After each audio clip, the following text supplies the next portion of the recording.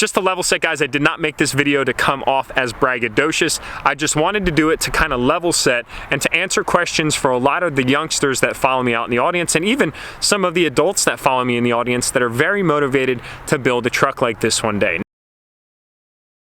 What's going on, everybody? I hope that you guys are having an absolutely awesome day. I'm a little bit rushed on this video, so I want to apologize, frankly, for a lot of the talking that I'm going to do. It's going to be an interesting video that's going to need or demand a lot of my talking, because today we are going into all the modifications on the truck and how much I have paid for the current state of my Duramax. I've had it for 3 years. I bought it brand new back in the end of 2014 when I was an employee for General Motors, so I got employee preferential pricing on the truck. I did not pay anywhere near that of the MSRP on it, but I still paid a pretty penny, especially for somebody that had just graduated from college and started working full-time out in the workforce. And of course, when you go to work full-time out in the workforce with an entry-level or relatively entry-level salary, you are by no means rich, and I gotta say that just making life happen can be a challenge. So I don't want it to come off like I'm this loaded guy that was handed a boatload of money and nothing was ever earned, or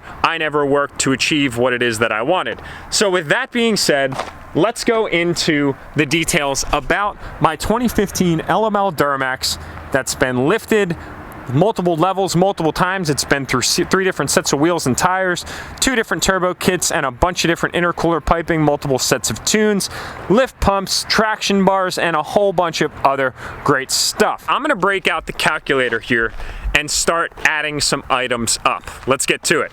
So let's just start with the cost of the truck. The truck MSRP back in the day, fully loaded LTZ, was like $62,000. I ended up walking away with it for about $48,000 after all was said and done, taxes, tags, detail prep, so on and so forth. So $48,000. Now, let's get into kind of a succession of the modifications that I've done in a somewhat relevant time frame. So the first thing that I did was I installed a set of 20x12 Fuel Mavericks on it with 305/55 tires. So let's just say roughly $2,500 for the lift kit, and then about another $1,000 to install it. So we're at $51,500. Now let's talk the first set of wheels. I think the Fuel Mavericks, if I'm not mistaken, were roughly $1,250. That was quite some time ago, so I could be a little bit off. Plus the Mickey Thompson ATZ P3s that I had, which I would say were probably about another $1,250. So we are now at $54,000. I got the front end vinyl wrapped. I got a steal of a deal on that, which was only $250. So I'm gonna factor that in. That is roughly a $1,000 job, just to let you guys know. So following that, I tuned the truck, which was about $900, and then I installed an exhaust on the truck, which was about $600. I did a downpipe on the truck. So the next things that I did on the truck is I did a set of tunes, I did an exhaust and a downpipe, roughly $52,300. Now, at that point, I decided I wanted to go some fuel forged wheels, and I wanted to up it to a 325/50 tire. So I needed upper control arms, I needed keys, I needed an alignment, and I'm not even gonna factor in some of these miscellaneous things. I'm just gonna go the bulk items. I needed the wheels and the tires. So the wheels were about $3,000. The tires were about $2,000, which puts us at $57,300. Then I needed the upper control arms and the keys. I'm just gonna round off and say that was about $700 if I'm not mistaken. Now we've gotten to the point where the truck has gone through multiple iterations of not only its lift configuration, but also its wheels and tires.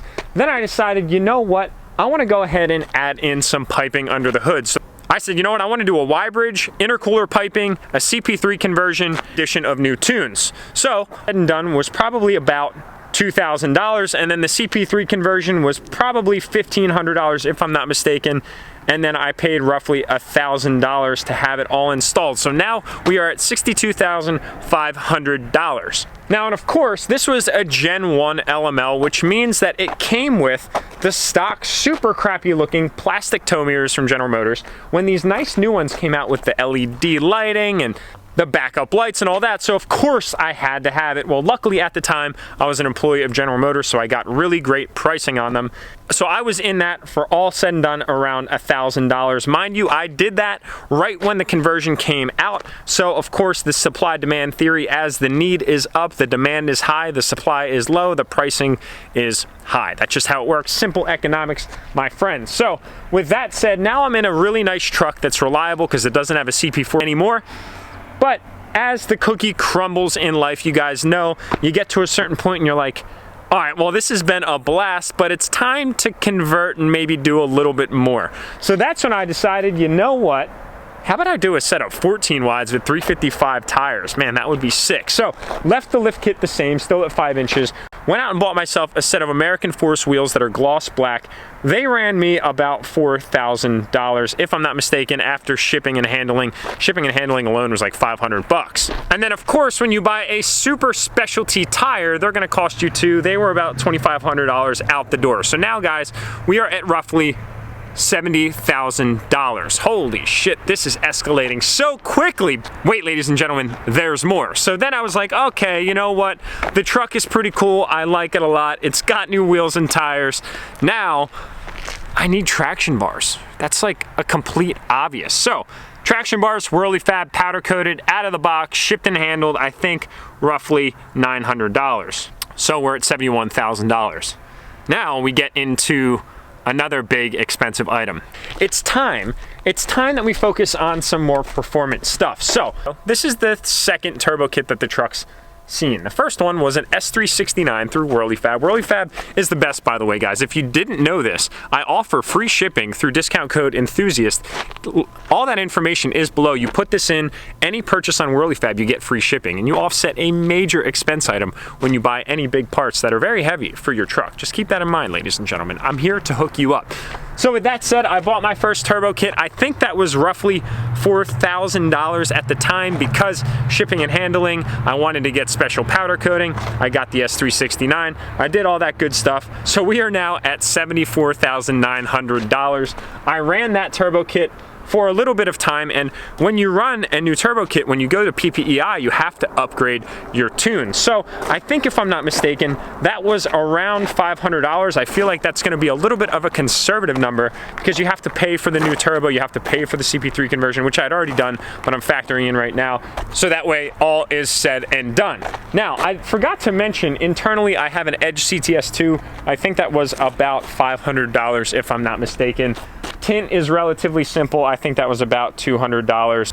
They're Morimoto HIDs. I think they're Morimoto HIDs. I put them in a long time ago. I think they were about $200. And now with some of that, you know, kind of in mind, I was like, well, and this, now we're completely out of order, guys. I just want to let you know, I'm totally out of order, completely lost track. Now I was like, okay, I like the fixed vane turbo, but I'm getting like 8 miles to the gallon. And this is just getting a little bit ridiculous. I liked it, but I wasn't really trying to build a race truck. I went out and I bought a Corvette, and I wanted to kind of use that for racing purposes, being that it's a sports car and not a diesel truck. So I was like, you know what? I want to get a turbo that is a little bit more efficient, but still pulls and is a lot of fun. You know, I didn't want to kind of downgrade, if you will. So I went the Duramax Stealth 64. It's a 64 millimeter turbo. That was roughly $3,500 from WhirleyFab. So now, ladies and gentlemen, we are at just shy of $80,000, $79,800. Now, of course, I can't forget on the back end here, we've got a set of Spike lug nuts. They are roughly, if I'm not mistaken, I'm gonna say like 200 bucks. I'm probably a little overshooting there, so I apologize if anybody is a lug nut scientist out in the audience. And then, of course, on the back end here, I have a Horn Blasters Nightmare 544 air horn kit. I think, if I'm not mistaken, that was about $650. So now we're at $80,650. Now, as I look around the truck, there have got to be things that I've missed. Ladies and gentlemen, how could I be such a fool? Of course, we have a lift pump. I think the lift pumps run for around $650. So now we're at $81,300. And that gives you a relatively complete perspective on what it would take from a funding perspective to build a truck of this kind of nature or statute or complexity, call it whatever you'd like, but to get to this level. Now, a lot of you argue that this truck isn't really even all that built. I haven't done bumpers, I haven't taken the side steps off, which a lot of you guys get so triggered about. I find it hilarious because I love my Grandpa side steps. I haven't done taillights, which I probably will never do because I refuse to. I just don't think they look good. I think they look ricey. There are some good ones out there, don't get me wrong, but I just don't think you can beat the OEM look Of course, I haven't done front bumpers, I haven't done headlights, I haven't done anything with the grill, and all that other kind of aesthetic crap that people love to do. And of course, a big ticket item is, I forgot trans tunes, which were like 250 bucks. I bought them on a holiday special, so now we're at 81,550. Now, of course, transmission speaking, I haven't built my trans. I've been running a stock trans, 42,000 miles on the truck. I've run multiple tunes. I'm on tune 4 right now. Truck's probably making around 600 horsepower. But if we factor that in, I mean, we're gonna be looking at $85,000 once all is said and done. Once I decide to go that route, all has been actually very good, very stout. So from a daily driving perspective, to my new viewers, I sold my daily driver just the other day, Bart the Savage, as I used to call him. So now I'm daily driving this truck. On Sunday, it had over a half a tank. Today is Tuesday, and I already had to put $70 into it. So if we did some quick math, and I was relatively conservative in my estimates on just how much money I spend on fuel alone on this thing a month, I spend roughly $70 a week. Let's just take some averages. That's $280 a month. That's like $3,300 a year. Now, I don't fill it up just once a month. I probably spend almost 1.5 times that. So let's just say $140 a week, which is like $6,700 a year that I spent on fuel alone. I hope that you guys found this video interesting. I know that a lot of you have wanted the breakout on the truck, and there you go. Follow up with just a few things with my clothing brand Enthusiast. I know I haven't really been talking about it much in the videos, and that is because we are working with our sweepstakes agency to determine who the winner is. Now, the fun and exciting part of that is we have targeted a winner to work through all of the details on how to receive the prize and all that great stuff. So I am currently working on coming out with another giveaway item. We're actually thinking, and I wanted to introduce this right now, we're thinking a Miata, and not just a Miata that's like stock and boring. We're thinking a Miata that we might put a turbo kit on, we might lower, put some wheels on, maybe wrap, and legitimately build. Because, I mean, guys, right now I'm in this like spring kick, like things are starting to blossom around me. It's still actually relatively cold, like my hands are cold, but I would love to give you guys the chance to enter for a car that you could win by summertime. Drop the top, take the top off, go out and build some boost in a fun little car that's capable of autocross or anything else. I don't know. Let me know what you guys think about a Miata giveaway. I was thinking maybe a 12-valve Cummins, but the company's not really there yet, and I don't want to go too overhead. A Miata is definitely something that's realizable, and I think it's something that a lot of you guys would really enjoy. But speaking of the Grom, back to the Grom, let's focus here, Jack. Once the winner has confirmed that they will be taking the prize, I will announce it. I'll have it up on the Enthusiast website. That's the first link in the description below. I like League.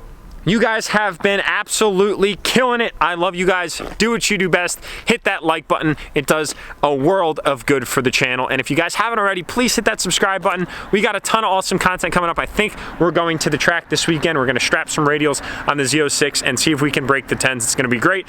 We also have the YouTube call out coming up, youtubecallout.com. If you guys wanna get more details on that, we have literally like 4 racer spots open. So if you wanna get them while they're hot. With that said, everyone have a great night, and I will see you all in the next upload.